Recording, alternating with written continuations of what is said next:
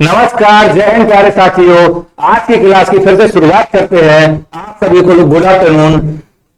आपको पता है कि हम मुख्य रूप से उत्तर लेखन की शुरुआत कर रहे हैं। उत्तर लेखन करते हुए लोगों 4 से 5 दिन गुजर चुके हैं और उम्मीद करते हैं कि जिन लोगों ने भी वीडियो देखा हुआ है उनको कुछ ना कुछ फायदा जरूर हुआ होगा और कॉन्फिडेंस भी बिल्डअप हुआ होगा।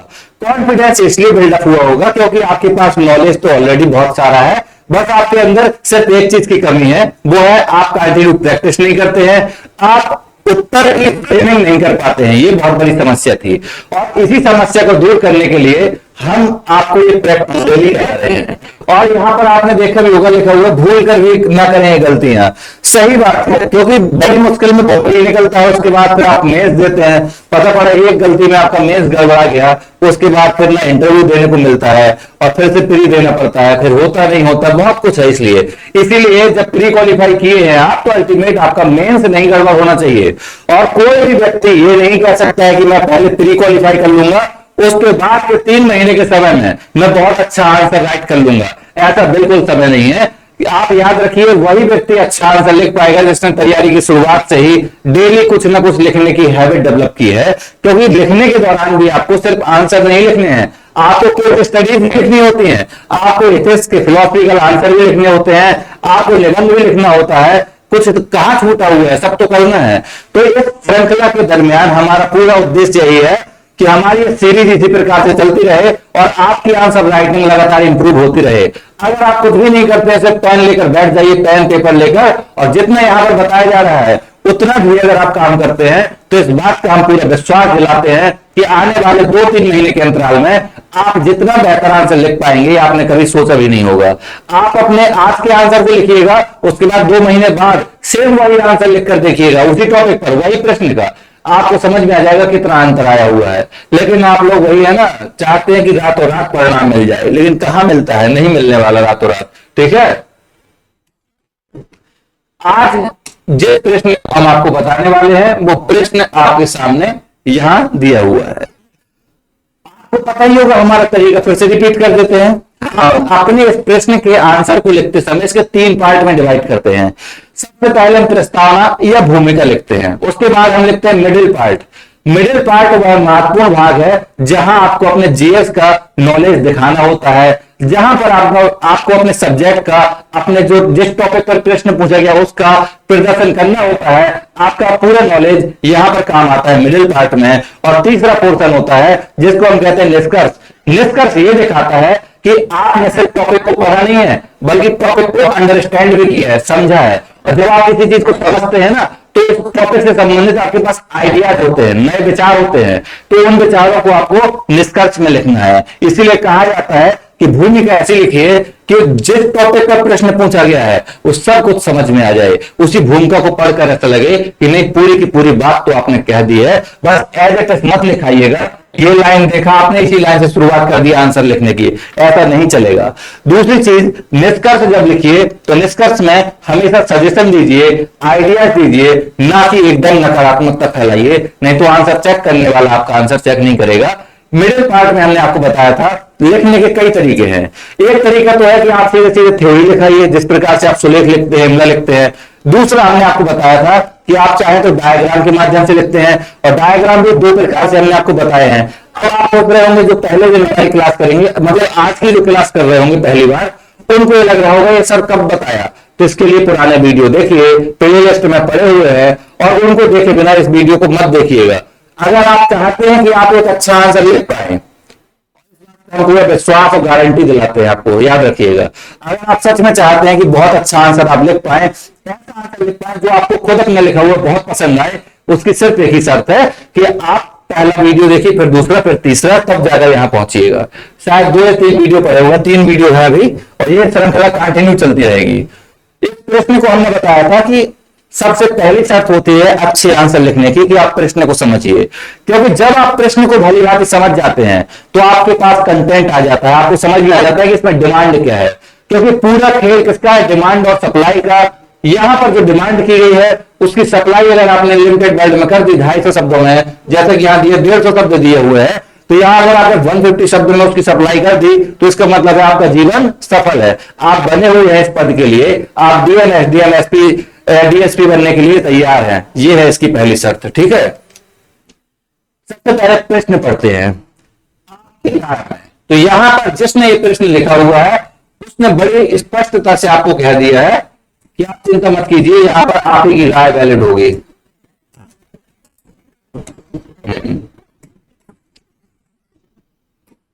चलिए, तो देखिए यहां पर सबसे पहले पॉइंट में क्या लिखा है, आपकी राय में, यानी कि जो व्यक्ति आंसर लिखेगा उसके ऊपर छोड़ दिया गया है कि आप फ्री हैं पूर्ण रूप से, आपकी अपनी सोच यहां पर लिखी जाएगी। जो भी प्रश्न पूछा गया होगा, कहा गया कि आपकी राय में, यानी what is your opinion about that. तो आपकी राय में भारत में शक्ति के विकेंद्रीकरण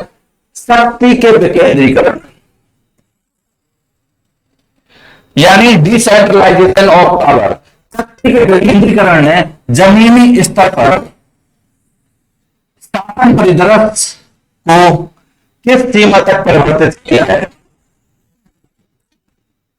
डिफिकल्ट है, लेकिन इसको तोड़कर देखेंगे। यानी कि पूछा गया है कि आपसे कहा गया है, आप बताइए भारत में शक्ति के विकेंद्रीकरण ने जमीनी स्तर पर शासन के परिदृश्य को किस सीमा तक परिवर्तित किया है। आप इस प्रश्न को पढ़कर समझ पा रहे होंगे। इस प्रश्न का संबंध है पेपर 2 से, पेपर 2 से। और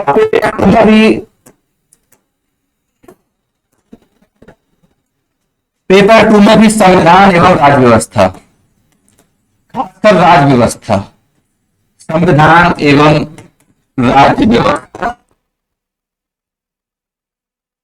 अगर आपको टॉपिक ही समझ में नहीं आएगा तो फिर लिखेंगे क्या।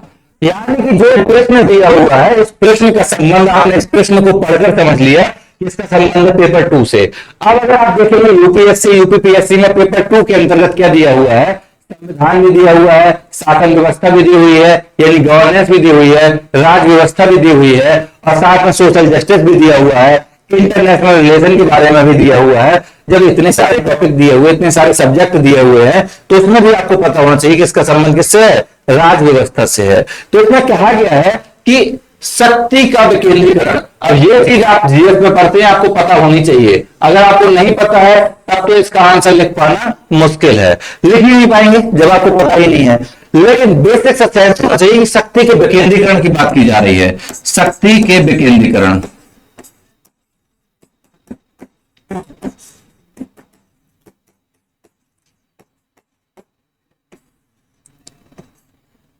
शक्ति के विकेंद्रीकरण और जमीनी स्तर पर कहा गया है कि अब सवाल होता है शक्ति का विकेंद्रीकरण क्या है, पावर ऑफ डिसेंट्रलाइजेशन। आप पढ़ते हैं संविधान एवं राज्य व्यवस्था के अंतर्गत कि हमारे देश में शक्तियों का एकीकरण नहीं किया गया है, बल्कि शक्तियों को डिसेंट्रलाइज करने का काम किया गया है। जैसे आप देखते हैं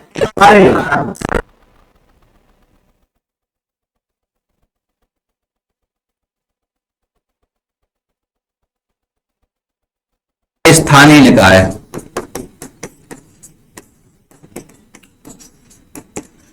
और आप ये भी पढ़ते हैं कि संघ सरकार उन्हीं विषयों पर कानून बना सकती है जिसका संबंध किससे है, संघ सूची से। राज्य सरकार उसी विषय पर कानून बना सकती है जिसका संबंध किससे है, राज्य सूची से।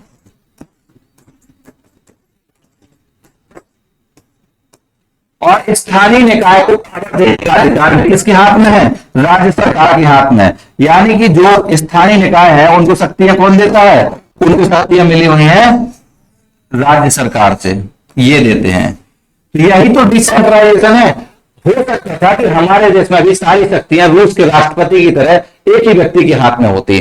अगर सारी शक्तियां किसी एक ही व्यक्ति के हाथ में होती तो उसको कहते हैं केंद्रीकरण, शक्तियों का केंद्रीकरण। शक्तियों के केंद्रीकरण का मतलब यह है कि शक्तियां अलग अलग लोगों में बांटी गई हैं, विभाजित की गई हैं, ताकि शक्ति का संतुलन बनाया जा सके। क्योंकि जब एक ही व्यक्ति में सारी शक्तियां होती हैं तो इस बात की कोई गारंटी नहीं है कि वो व्यक्ति कब तानाशाह बन जाए। तो ये आपका प्रश्न है, ये आपका फॉर्मेट तैयार हुआ। आप समझ गए कि शक्तियों के विकेंद्रीकरण में बेसिकली क्या लिखना है। उसके बाद पूछा गया है कि शासन परिदृश्य को, जमीनी स्तर पर शासन परिदृश्य को किस सीमा तक परिवर्तित किया है। आपको यह बताना है कि हमारे देश में विकेंद्रीकृत शासन व्यवस्था है, जिसका प्रभाव हमारे आम जनता तक, ये जमीनी स्तर पर किस रूप में पड़ा, समझ आ रहा है?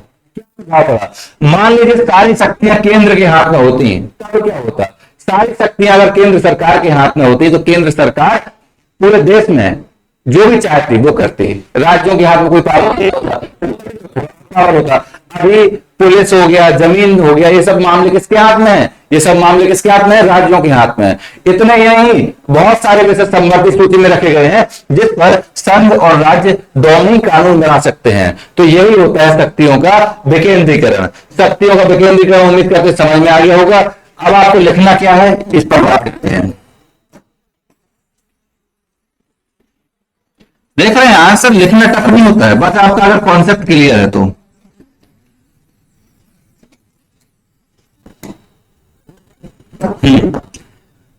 सबसे पहले हम बात करेंगे भूमिका की।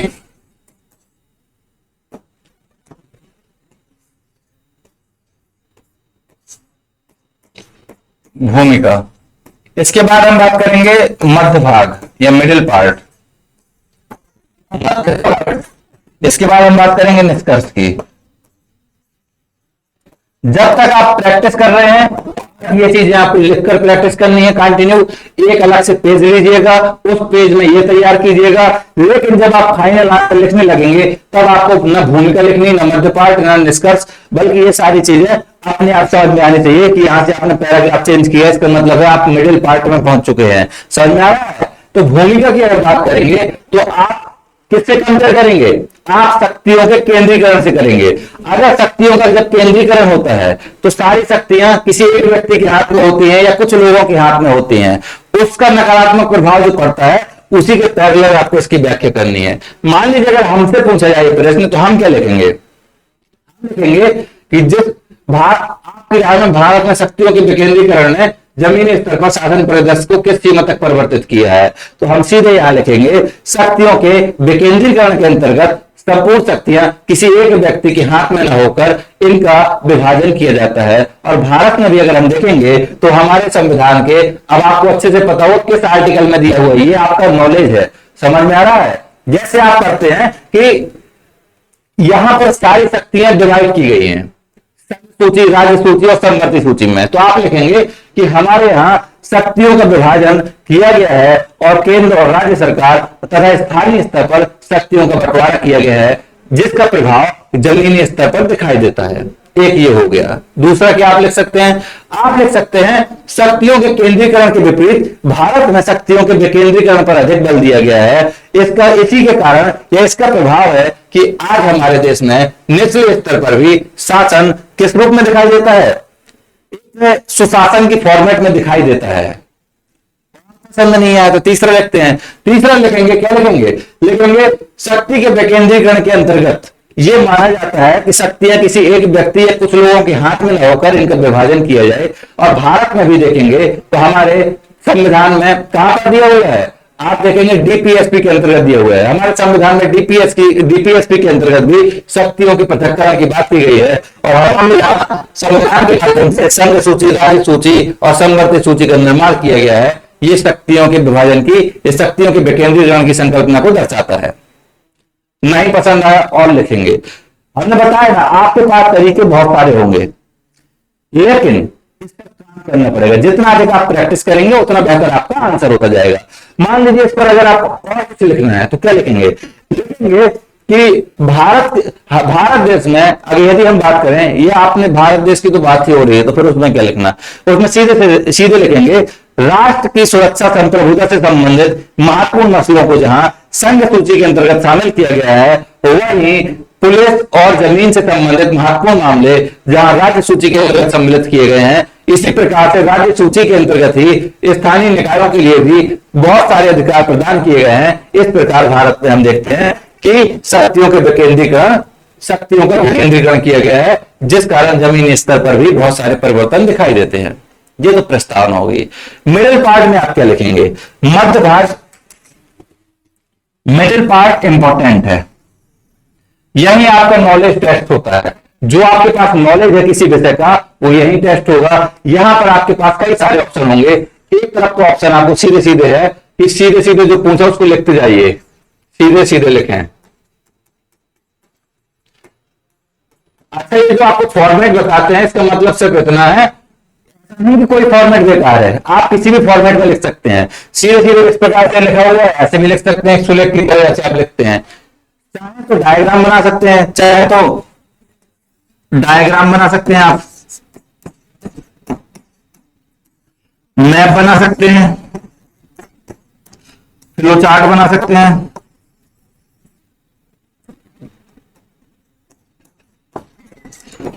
लेकिन ये सब डिपेंड करता है डिमांड पर। अगर प्रश्न में डिमांड की गई है तब आप मैप बनाइएगा। अब यहां पर आप क्या करेंगे, मैप का कोई उपयोग नहीं है। डायग्राम तो आप बना सकते हैं लेकिन मैप यहां नहीं बनाया जाएगा। यही हम समझा रहे हैं। ये मत सोचिएगा कि ये सारी चीजें जो आपको बताई हैं इनमें से कौन सा अच्छा है। किसी के दिमाग में रहता है ना कि नहीं, एक बता दीजिए कौन सा फॉर्मेट यूज करना है, सभी का यूज करना है। जैसा प्रश्न होगा उस हिसाब से, और आपको इतना पता होना चाहिए कि यूपीएससी या यूपीपीसीएस आपको सभी चीजों को यूज करने का पूरा मौका देता है, क्योंकि उसके हर प्रश्न में अलग अलग चीजें देती है।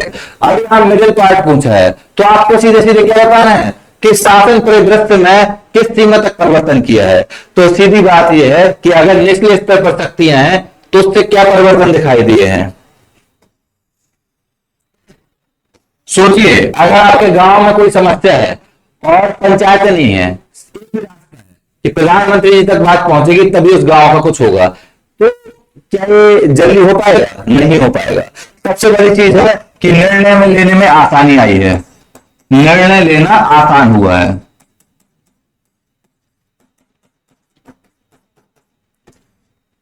दूसरा क्या हुआ है, शासन में पारदर्शिता आई है, क्योंकि जब शक्तियां कुछ लोगों के हाथ में होती हैं तो गोपनीयता ज्यादा होती है। आप ही के घर में देख लीजिए, अगर पावर एक ही व्यक्ति के हाथ में है तो आपको कुछ नहीं पता पड़ेगा कि हमारे इनकम कितनी है घर में, हमारे घर में कुल कितने रुपए हैं, सेविंग कितनी है। लेकिन अगर सबको पता है, सबके पास पावर है, तो देखिएगा आपको सबको पता है सब चीज के बारे में। तो शासन में पारदर्शिता भी आई है।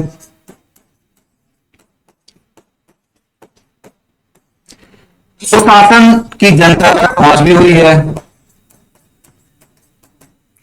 सुशासन तक जनता की पहुंच। लिखने के लिए तो बहुत कुछ लिखा जा सकता है, लेकिन शब्द लिमिट याद रखना है। यहाँ 150 शब्द दिया हुआ है, तो प्रस्तावना कंप्लीट कीजिएगा 35 से 40 वर्ड में, ज्यादा मत खींचिएगा। सीधे सीधे आप लिख दीजिएगा प्रस्तावना कि शक्तियों के विकेंद्रीकरण के अंतर्गत भारत में संघ, राज्य और संवर्ती सूची का निर्माण किया गया है, जिसके माध्यम से महत्वपूर्ण मसलों पर या राष्ट्र से संबंधित मसले केंद्र सरकार के हाथ में, जबकि भूमि और पुलिस से संबंधित मसले मुख्य रूप से राज्यों के हाथ में सौंपे गए हैं। जबकि निचले स्तर पर ग्राम सभा भी है, जहां जनता प्रत्यक्ष रूप से भागीदारी करती है। ठीक है, इसके बाद निष्कर्ष की बात करते हैं। निष्कर्ष क्या लिखेंगे, ये सब प्रश्न आपको लिखना है और लिख कर देखिए। हो सकता है आप अभी यूट्यूब चैनल पर नहीं जुड़े होंगे, आप 6 महीने बाद जुड़ेंगे, कभी भी जुड़ेंगे, लेकिन आपको एक बात याद रखनी है, अगर पहले वीडियो से देखते हुए इस पर काम करने लगेंगे तो आप 15-20 वीडियो देखेंगे, उसके बाद आपकी आंसर राइटिंग न सिर्फ अच्छी हो जाएगी बल्कि आप मैच्योर हो जाएंगे कि आपको एक बेहतर आंसर लिखना कैसे है। इसीलिए आपको जब भी मौका मिले आप लिखिए, वीडियो देखिए और आराम से सुकून के साथ देखिए, पेन पेपर लेकर बैठकर देखिए। इतना ही नहीं, इसको सबमिट भी कीजिए टेलीग्राम चैनल पर। जो भी आपने लिखा हुआ है उस पर टीम देखेगी, उसको चेक करेगी, आपको और भी जो कुछ कमियां होंगी उसको बताया जाएगा। निष्कर्ष की बात करेंगे तो निष्कर्ष में आपको सीधे पॉजिटिविटी लिखनी है। हर जगह बहुत पॉजिटिव नहीं होना है, लेकिन यहां पर चूंकि पॉजिटिव आप लिख सकते हैं तो आप सीधे सीधे लिखिए ना। लिखिए निष्कर्ष में, लिखिए कि भारत जैसे विशाल विविधतापूर्ण देश में, जहां पर न सिर्फ भौगोलिक विविधता है बल्कि सांस्कृतिक, राजनीतिक, आर्थिक हर पैमाने पर विविधता दिखाई देती है, इस कारण से हमारे देश में शक्तियों का विकेंद्रीकरण न सिर्फ बहुत हद तक सफल है बल्कि इसने आम जनमानस को भी राजनीति में भागीदारी करने के लिए प्रेरित किया है। हो गया व्याख्या, और क्या करना है, बस इतना ही करना है। ठीक है, जो समझ में ना है उसको बताया कीजिए। बस आपके पास एक बात याद रखना है कि आपके पास कंटेंट यानी कि जो सिलेबस है उसमें जो टॉपिक हैं उस टॉपिक के बारे में आपके पास समझ होनी चाहिए। अगर आपके पास समझ है और आपके पास कोई बहुत ज्यादा इंफॉर्मेशन नहीं भी है तब भी आप अच्छा आंसर लिख पाएंगे, क्योंकि आंसर लिखते समय फैक्ट्स का रोल है, लेकिन सिर्फ फैक्ट्स होने से भी आपका आंसर अच्छा नहीं हो जाता है। ठीक,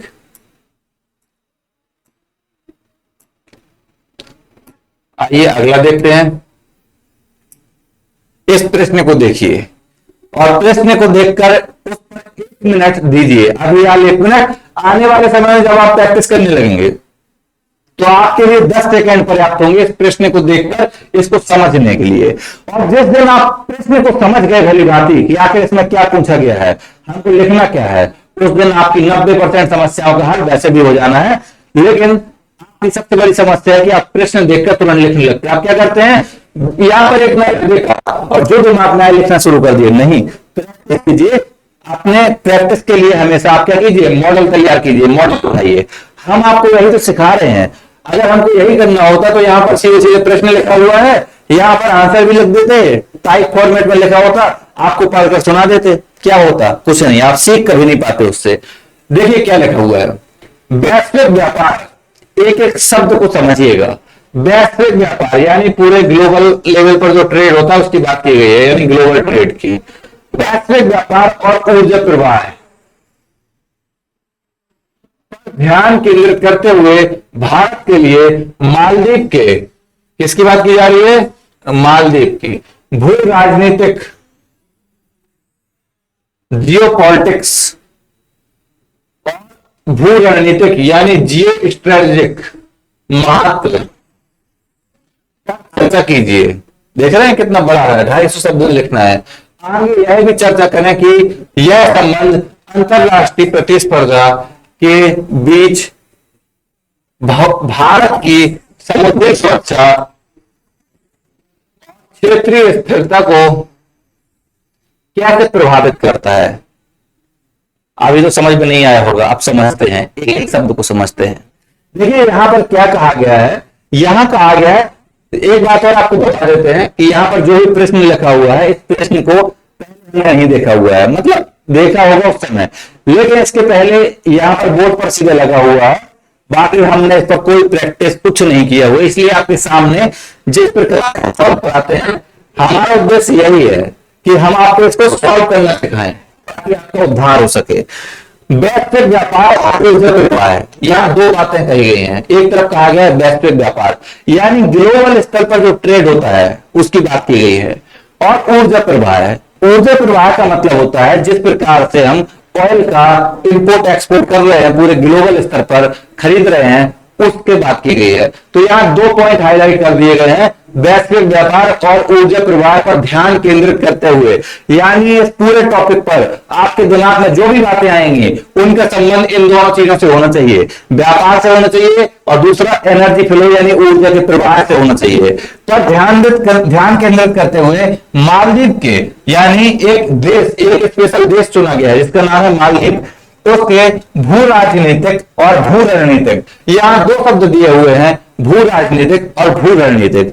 आप इंटरनेशनल रिलेशन पढ़ते हैं, वहां पर आप ये पढ़ते होंगे कि भू राजनीतिक और भू रणनीतिक का मतलब क्या होता है। देखिए भू राजनीतिक का मतलब होता है कि भौगोलिक कारकों को इंपॉर्टेंस देना विदेश नीति में। जब कोई एक देश किसी दूसरे देश के साथ संबंध बनाता है, उस संबंध बनाने के लिए जो नीति अपनाई जाती है उसी को कहा जाता है विदेश नीति। लेकिन उस विदेश नीति में जब आप अपने भूगोल को इंपॉर्टेंस देते हैं तो ये कहा जाता है कि भू राजनीति कर रहे हैं। जैसे कि भारत के आसपास के जो पड़ोसी देश हैं, चाहे वो भूटान हो, नेपाल हो, म्यांमार हो या बांग्लादेश हो या श्रीलंका हो, तो भारत इनके साथ संबंध अपने अच्छे रखता है। कारण क्या है? कारण यह कि भौगोलिक रूप से हमारे सबसे अधिक निकट है। पाकिस्तान को भी आप देखिए, स्वतंत्रता के बाद से ही लगातार आतंकवाद को संरक्षण दे रहा है, लेकिन उसके बाद भी हमने बार बार उससे बात करने की स्थानीय और हमने कई बार उससे वार्ताएं की हैं, जितनी मसले हैं, जितने विवाद उनको सुलझाने की बात की है। लेकिन एक देश जिसके दिमाग में यही बैठा हुआ आतंकवाद रूपी कीड़ा, जिसका पूरे देश का देश आतंकवादियों का देश है, उसके लिए हम क्या कर सकते हैं? तो वही हम कह रहे हैं, यहां पर कहा गया है कि भू राजनीतिक। तो जब ये सब आएगा भू राजनीतिक, तो उसमें उसका मतलब ये होता है कि आप अपनी विदेश नीति में भूगोल को इंपॉर्टेंस देते हैं, लेकिन भू रणनीतिक रणनीतिक का मतलब होता है कि आपकी विदेश नीति पूरी की पूरी भूगोल पर ही आधारित है। दोनों शब्दों में अंतर है। जब आप भू राजनीतिक कहते हैं तो भू राजनीतिक का मतलब है कि आप अपने भूगोल का या अपने ज्योग्राफी को ध्यान में रखते हुए दूसरों से संबंध बना रहे हैं अपने और उसके सामाजिक आर्थिक विकास के लिए। लेकिन जब आप भू रणनीति की बात करते हैं तो यहां पर आपकी सेनाएं भी इन्वॉल्व हो जाती हैं, सब कुछ आ जाता है। ठीक है, भू राजनीति से बड़ा कॉन्सेप्ट है भू रणनीति। ये आपको पता होना चाहिए, नहीं पता होगा तो आप आंसर लिख ही नहीं पाएंगे। आप कहेंगे कि जीएस में इतना पढ़ाया जाता है, उसका क्या रोल है, उसका यही रोल है। उन शब्द के मतलब आपसे नहीं पूछे जाएंगे। अब वो गया दौर, एक दौर था जब सीधे पूछ दिया जाता था कि भू राजनीति से आप क्या समझते हैं, भू राजनीति से आप क्या समझते हैं, भू रणनीति किस प्रकार से इससे अलग है। अब नहीं पूछा जाता है, आपसे उन शब्दों को चुनाया जाता है और शब्दों के आधार पर आपसे प्रश्न पूछा जाता है। तो देखिए, भू राजनीतिक और भू रणनीतिक महत्व आपको बताना है। आगे यही चर्चा करनी है कि यह संबंध अंतरराष्ट्रीय प्रतिस्पर्धा के बीच भारत की समुद्री सुरक्षा और क्षेत्रीय स्थिरता को कैसे प्रभावित करेगा। दो प्रश्न दिए हुए हैं, बड़े खतरनाक दिए हुए हैं। तो इसके लिए थोड़ा सा मैप में देखिए। ये आप मैप तो देखना ही पड़ेगा। यह है भारत का मैप, यहां पर है श्रीलंका और यहां आप देखेंगे मालदीव्स, यहां लक्षद्वीप। ये मैप देखकर प्रश्न तैयार किया गया है, समझ में आ रहा है। यानी कि इस मानचित्र को देखकर एक प्रश्न तैयार किया गया है। आप कहेंगे ये कब बात हुई, ये कैसे किया, बताते हैं। यहां पर कहा गया कि वैश्विक व्यापार और ऊर्जा प्रवाह पर ध्यान केंद्रित करते हुए आपको पता है अच्छे से कि ये कौन सा महासागर है, यह इंडियन ओशियन। यहां पर है बे ऑफ बंगाल, यहां पर है सी ऑफ अरेबियन या अरेबियन सी। यहां पर एक आपको पता है कि व्यापारिक मार्ग, अगर आपने वर्ल्ड में पढ़ा हुआ है कि व्यापारिक मार्ग कौन से हैं, तो आपको पता है कि यहाँ पर खाड़ी देश हैं। यहाँ व्यापार इस प्रकार से होता है, एक रूट जाता है, यहां से होते हुए केरल भी जाता है, यहां भी जाता है, यहां भी, यहां से होते हुए इस प्रकार से, और यही रूट यहां से भी जाता है। यानी कि भारत की भौगोलिक स्थिति को आप ध्यान से देखिए कि प्रशांत महासागर और अटलांटिक महासागर, जहां पर सबसे बड़े व्यापार के मार्ग हैं, वो मार्ग भारत के निकट से होकर गुजरते हैं, यानी मालदीव के पास से होकर गुजरते हैं। भारत और मालदीव के बीच बहुत ज्यादा दूरी भी नहीं है, आपको पता है। तो यहां से प्रश्न तैयार हुआ, इनमें व्यापार किस चीज का होता है, बहुत सारी चीजों का होता है। व्यापार में आप क्या देखेंगे, सब सारा कुछ व्यापार जो दुनिया में इंपोर्ट एक्सपोर्ट हो रहा है, तो सबसे बड़ा मार्ग यही है। और दूसरी चीज ये है कि यहां से किस चीज का और व्यापार होता है, ऊर्जा का। आपको पता है यहीं पर क्या है, सऊदी अरेबिया है, यहीं पर इराक है, यहीं पर ईरान है, यहीं पर कुवैत है, जहां से ऑयल क्या होता है, इंपोर्ट किया जाता है। इसलिए ये दो मुद्दे उठाए हुए हैं। चिंता क्यों है इस बात की, चिंता के पीछे कारण है। दरअसल हिंद महासागर के क्षेत्र में भारत एकमात्र परमाणु शक्ति वाला देश है, एकमात्र ऐसा देश है जिसके पास परमाणु हथियार हैं। अब आप कहेंगे पड़ोसी पाकिस्तान के पास भी है, उसको साइड पर कुछ देर के लिए, वो अरब सागर में आता है, हालांकि हिंद महासागर का पार्ट है, समझिए। यानी कि भारत क्या है, एक प्रायद्वीपीय देश है। प्रायद्वीप का मतलब होता है जो तीन ओर से जल से घिरा हुआ होता है, और यहां पर भारत अपने आप को बहुत सुरक्षित महसूस करता है। क्यों, क्योंकि श्रीलंका के पास परमाणु वेपन नहीं है, मालदीव्स के पास परमाणु वेपन नहीं है, यहाँ पर कौन सा है, भारत है। और भारत की समुद्री सीमा इसको एक बहुत बड़े समुद्री क्षेत्र में भी मतलब तय उपलब्ध कराती है, और साथ में हमारी नेवल फोर्सेस भी बहुत मजबूत है। इतना ही नहीं, भारत के अगर आप देखेंगे जितने भी परमाणु कार्यक्रम है, जो कुछ भी आप देखते हैं, इसरो, डीआरडीओ, जितने बड़े अनुसंधान केंद्र है, सब दक्षिण भारत में ही बने हुए हैं। और भारत इसीलिए यहां पर किसी भी बाहरी शक्ति को नहीं आने देना चाहता है, जबकि चीन यहां टकटकी लगाए हुए बैठा हुआ है, श्रीलंका के साथ भी समझौता कर रहा है, इधर मालदीव के साथ भी समझौता कर रहा है कि हमको अपने यहाँ पोर्ट बनाने दो, पहले पोर्ट बनाएंगे, उसके बाद पोर्ट में आपके यहाँ डेवलपमेंट होगा, इस तरह के सपने दिखा रहा है। लेकिन असली उसका उद्देश्य क्या है, यहां पर अपनी सेनाओं को, ताकि भारत कर सके। इतना ही नहीं, चीन ने भारत को घेरने के लिए एक नीति भी बनाई थी, जिसको कहते हैं स्टिंग ऑफ पल्स पॉलिसी, यानी कि मोतियों के हार की नीति। यहाँ बांग्लादेश हो गया, यहाँ म्यांमार हो गया, यहां से पूरा क्या कर रहा था, पोर्ट बना रहा था। ये सब पढ़ते हैं इंटरनेशनल रिलेशन में, आपको बताया क्यों है, समझाते हैं उसके पीछे। इस प्रकार से कॉन्सेप्ट क्लियर होंगे तो प्रश्न समझ में कैसे नहीं आएगा। ये प्रश्न जो आप देख रहे हैं ना, ये टफेस्ट क्वेश्चन है, टफेस्ट यानी जिसमें आपके पसीने निकल सकते हैं, उस प्रकार का प्रश्न है, और हमने भी अभी ही देखा हुआ है। ठीक है,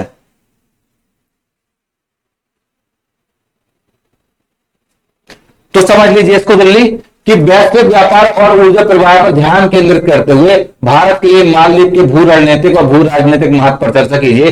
तो यहां कहा जा रहा है कि मालदीव्स हमारे लिए, आपको पता होगा मालदीव्स के साथ हमारे संबंध थोड़ा सा खराब हो गए हैं, ये तभी प्रधानमंत्री लक्षद्वीप पहुंच गए थे।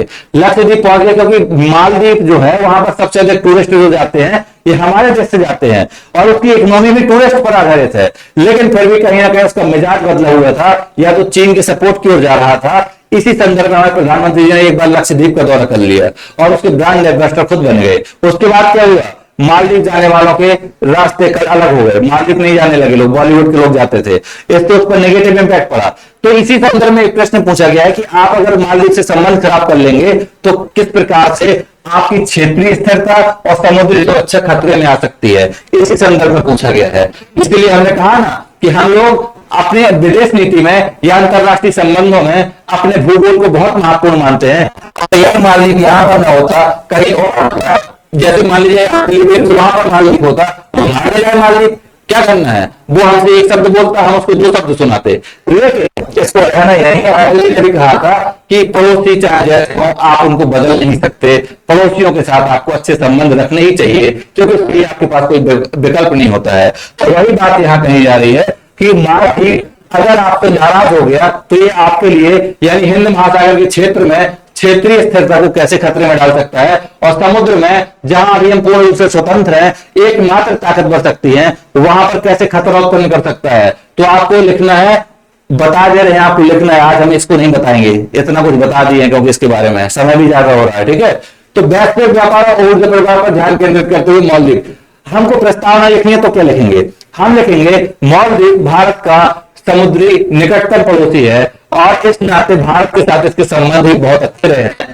इतना ही नहीं, जिस समय लिप्ट जैसे संगठन का नकारात्मक प्रभाव मालदीव पर पड़ा, उस समय भारत ने ही ऑपरेशन कैक्टस के माध्यम से, शायद ऑपरेशन कैक्टस ही था या कुछ और रहा होगा, उसको चेक कर लीजिएगा, के माध्यम से अपने सैन्य समर्थन दिया हुआ था, और लगातार भारत के संबंध मालदीव अच्छे हैं। हालांकि हालिया समय में कुछ नकारात्मकता जरूर संबंधों में आई है।